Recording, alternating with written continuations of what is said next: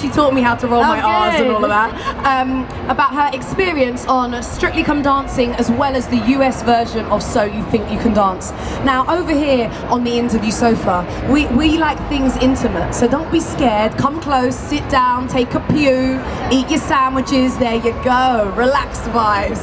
Janette, how are you? I'm good. Is this your first time at Move It? I've never been to Move It, sorry. Wow, this is massive. It is massive. It is huge. I love it. You've got to make sure that you come back every year. Oh, now I will, definitely. All right, so you just finished your first season on Strictly Come Dancing. Yeah. How was that? I'm sorry to start with such an open-ended question. It was like the experience of a lifetime, really. So You Think You Can Dance in the USA was a huge, huge door opener for me, and it led me to now come and do Strictly Come Dancing, and it's been the peak of my career, really, to be able to be on the highest rated TV show in the entire UK. That's pretty big. Pretty big deal. Yeah, so I was really, really thrilled, really happy. Yeah, and you're originally from Miami. Miami, That's where the Manrara. Why don't you tell us a bit about your dance background and all the bits that kind of led up to you being on So You Think You Can Dance? Well, actually, I started dancing really, really late. I was 19. Wow. Yeah, I was 19. I had done musical theater before that, so I did a lot of acting and singing, and there was about an hour of dance a week, but it was more like movement for actors. So my dancing really kicked in when I was 19. I started going to a studio in Miami called Dance Town, and my teacher was Manuel Castro and Nori Castro, and I did ballet, jazz, hip-hop, contemporary, and ballroom.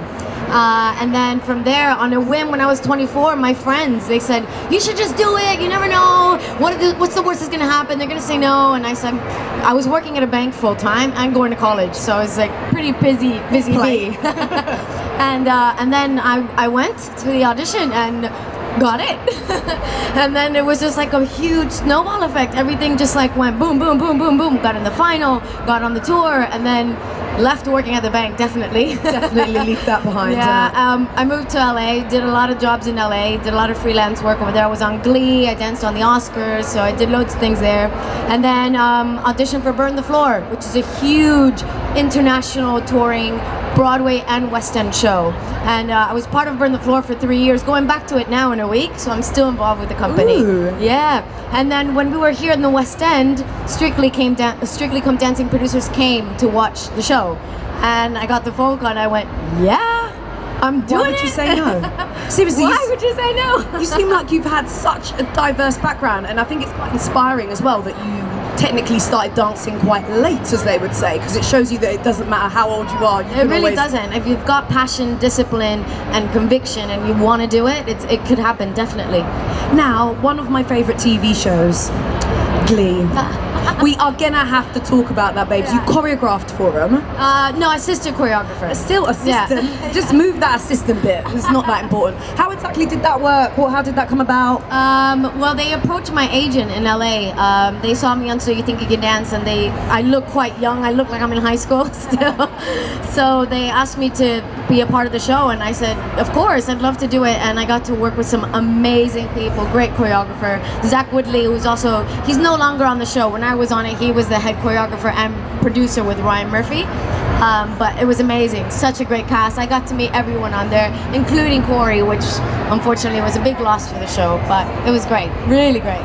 And like, so you've worked in America and you've worked over here in the UK. What would you say the differences are between the dance scenes over in America and here? I wouldn't say there are any differences in the dance scene. I would say there's a difference in the amount of dancers. I mean, the USA is such a huge, huge country. So the competition over there, specifically in LA, is beyond crazy. There's so many people that you have to put yourself next to in an audition or even in a dance class that you're like, my God, I'm never gonna be in the front of that routine. But I think it's just the quantity, because the quality of the dancing here is just as amazing as it is in the US. It's just the UK is so much smaller, isn't it? So we're tiny, aren't we? But it really, I'm really impressed with this especially. I love it. So I don't think there is any difference in the actual quality of the dancing. I think the more we spread the word of dancing, the more we spread diversity and doing all kinds of things and putting yourself out there, it's only going to be good.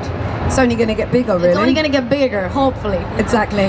What would you say in the vast career that you've had when it comes to dance is some of your highlights? Some of those bits that you remember and really cherish? Well, definitely the day that I got So You Think You Can Dance. When I got that yes from Nigel and Mary and the rest of the judges, I cried, I screamed, I jumped. I was like, oh, I have to quit my job. So it was a really, really special moment in my life, because that's where my life completely changed to a whole other direction. And then after that is getting the phone call for Strictly. You and your phone calls. Yeah, I know. I like answering them, so that's good.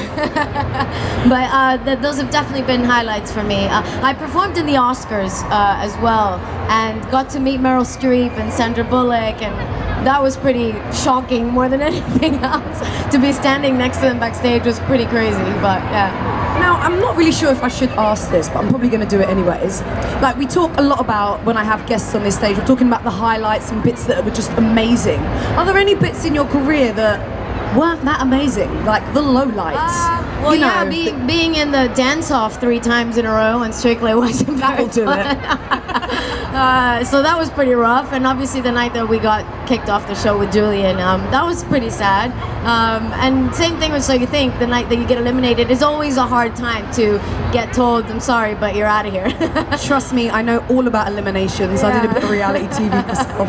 Yeah, scary it's days. not fun, it's not fun. It's not. But we've got so many young dancers in the audience who would all love to hear some words of advice from you. You've been so successful in your career. What advice would you give to these young people? Well, my number one advice would be don't give up, because you will be told no a million times. And like I was told no by everyone, and especially starting at such a late age, starting at 19, you know, people look at you and go, what? That is not right. So definitely keep pushing forward through those hard times, because that's the hardest time, really. When you get told no for anything, for an audition or for a school or for anything, the moment that they tell you no is the moment that you find out how strong you are, because that's when you decide, am I gonna continue and keep pushing or not? So that is my biggest piece of advice. And also, a word that gets misused is discipline. And to me, discipline is so important. Being consistent with your classes, going to all the classes that you don't like but you know are good for you, like ballet. Ballet always seems to be the top one. Or the opposite, ballet dancers hate hip-hop, you know? And you've got to take all the classes that you can. The more you know, the better. The more marketable you'll be, the more knowledge you have, and the more knowledge you have is really the best. Knowledge is power, isn't it? So you think it's a really good idea to be as versatile as possible? I think it's done well for me. I'm quite versatile dancer. I dance. I'm not the champion of any of them, but I dance loads of different styles. So I definitely think having diversity helps you. It's never gonna do anything bad for you. And what would you say your personal favorite style of dance is? I know it's going to be hard to pick. It's like picking a finger, you know? You need all of them. I don't know. I love Latin ballroom, obviously. It's what I'm dancing the most now. So cha-chas and rumbas and all that. But I like, I did a piece on Strictly with my boyfriend Elias. He's also on Strictly. He won Strictly. And we did a piece to a group called the Tenors. And it was a mix of like contemporary, but with a little bit of foxtrot. And I love combining the worlds and mixing things together. So that's definitely my favorite. The ability to be able to get all the different things that I've done and like put them in there in one. Yeah. I like that. Thank you so much. You've definitely been an inspiration, and thank you so much for joining me on the stage. I'm here also supporting Italia Conti. Italia Conti from Guildford. I love them. I teach there all the time. So if anybody ever wants to take lessons, I teach there. It's a great school, great program. And where can we find out more information about that? Italia Conti, it's right there actually. Lovely, nice and easy. So just go check it out. It's right there. Thank you so much. No worries. Janette Manrara. Manrara. Oh, Manrara. Oh la! I need to go to Miami. Yes, you do. All right, thank you so much for joining me. Very You feel free to exit this way.